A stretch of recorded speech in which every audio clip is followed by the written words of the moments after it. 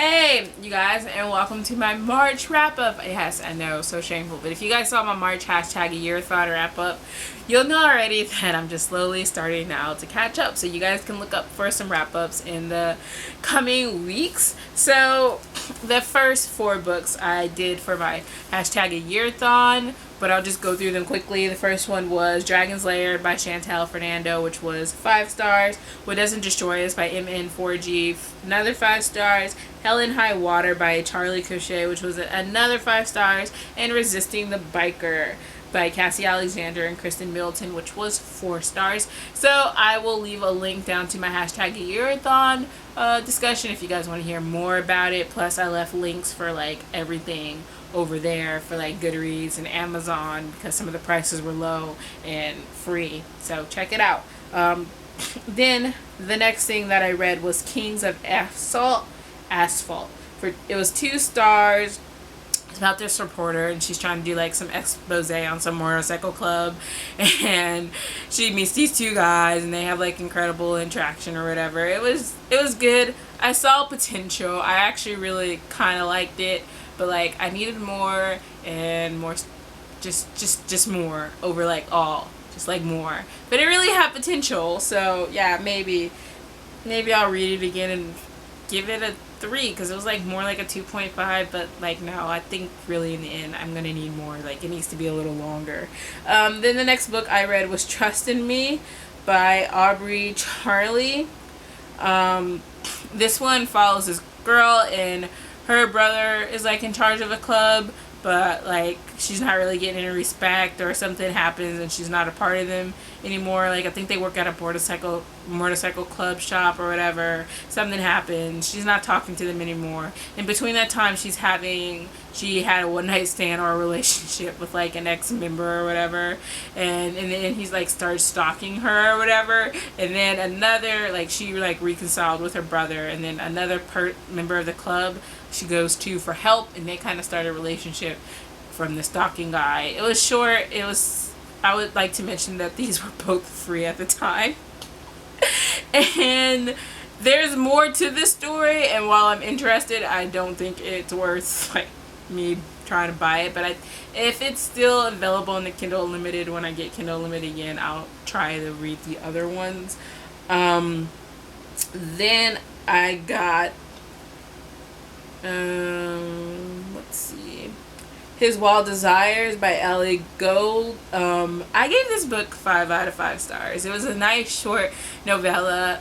Ellie Goode and some other authors are doing this thing where they write like kind of like a short story, 100 pages novella kind of thing.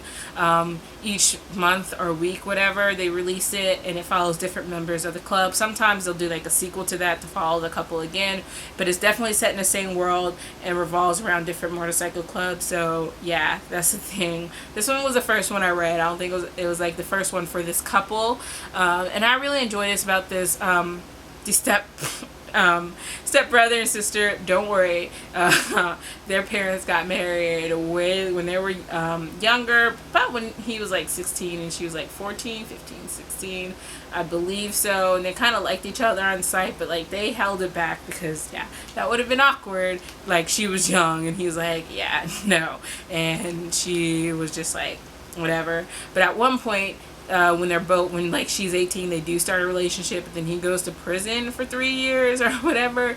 He gets out and he doesn't want to keep their relationship a secret anymore, like from his father. And that's basically what the book is about, and I really enjoyed it. Both these characters were just like so hot and steamy, and I was just like, if it's wrong, I don't want to be right kind of thing. Awesome. Then the next thing I read was The Biker's Property. I don't have I forgot to write down a name, but I gave it 2 stars. Yeah. It was okay. I really don't remember much about it. Just gave it 2 stars. So we're gonna move on from that. And then the next thing that I read was More Than This by McLean, which I gave 5 stars. I did a review of, so I'm gonna link it down below because I got it from NetGalley. It was just like such a fast-paced read, you guys. It follows this girl, and on her prom night, she finds her boyfriend of like 3 years, 2 years or whatever, doing her best friend, and they've been like having an affair behind her back for a year. So I was like, oh my god. So then this other guy from this, because they're at a restaurant, this other guy from a different school, he's like, well, I'll take you to my prom because I have an extra ticket or whatever. And then there starts that like relationship, plus something happens that is just devastating. And it was just like, wow, like I think like anything that could go wrong with this couple's relationship, there is an obstacle thrown in there. And I was just like, oh god. But 5 out of 5 stars. I'll link my full review down below so you guys can get my thoughts. And then the next books that I read are actually physical books. So I read 50 Shades Darker and 50 Shades Free by E.L. James, of course. I love these. I love Christian and Anna. I don't care what anybody says. And frankly, I think it's kind of worrying how people don't think that Anna should be given a voice. Because everyone's always saying she didn't agree with that, but really, she agreed with a lot of stuff. And when she said no, he respected her boundaries. And people just, yeah, that's all I'm going to say. I was just like, hey, she is allowed to decide whether or not she wants to get kinky or not. Like, that's her business. Let her do what she wants to do. Just because it might not be your decision doesn't mean it's not her decision. But I really enjoyed it. Anna was kind of stupid sometimes, and Christian was kind of stupid sometimes, but then they grow together and they learn together, and they have to both like, you know, change and grow to get to the point where they are by the time we get to the 3rd book. And I really enjoyed it. And then I read tons of fan fiction to that. I read the good fan fiction, meaning not one where they went all psycho with it, basically. But I really enjoyed it. 5 out of 5 stars to the whole series. I just love it. I did a review on the first book, so I'll link it down below. The next one I got is Taken by the Bikers. It was about this girl. She was kidnapped by some bikers. She was like a president's, like a senator's daughter. And it was just so, no, it was free. I would like to add on this note, like a lot of those were free. I was just like, no, just a no. Like, I thought something totally different was going to happen, but it was literally, like, it just, like, while I'm talking about it, like, I gave it 2 stars, but really, it just had so much potential, and it just fell so flat, and I didn't hate it, so I didn't give it a 1 star, and I didn't even think it deserved that, because it had so much potential, but just sad. So, that's where I'm gonna end that. And then the next thing that I read was The Wicked and the Divine, issue 1. Yes, all I did was read the first issue.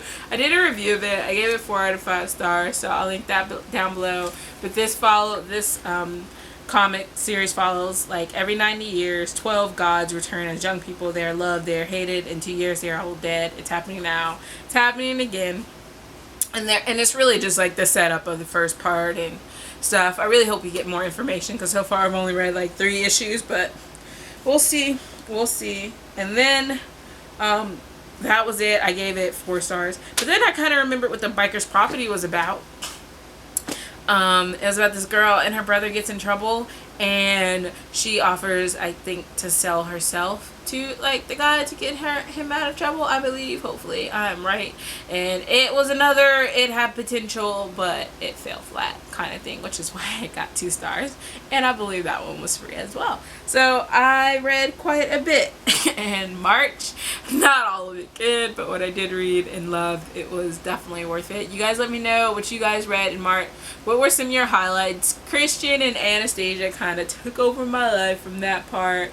But it's like so hard to choose a favorite couple, because I read so many couple books, and then it's just like, oh, what I do. But I have to say, Dex from Hell and High Water, he definitely gets like the funniest person like who I love, like who I just want to hang out with. Award, like my best friend Award. I think I'm gonna do that. He's gonna be the best friend that you want to hang out with, and he just seems like so much fun. I guess I can have a Broody Award. I don't actually know who that one should go to. I feel like it's a tie between Christian Grey and like the love interest of every book that I've read, because that just seems to be the theme for this month. And what I meant was like the books that I gave 5 stars to. So like there was Sloan from Hell and High Water, Shadow from What Doesn't Destroy Us, just his name alone, and then there was like yeah, well actually just those 2 would win, Christian, Sloan, and Shadow. So that's 3. They would win. They're like all tied up. You guys let me know if you guys got a new favorite couple for that month of reading. Did you find a new like best friend? What was your favorite book? I had like a couple of them, and I don't want to choose between them, and they were all romance, so it was like it wasn't like something stood out between them.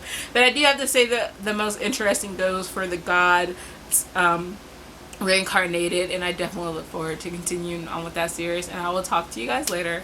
Goodbye.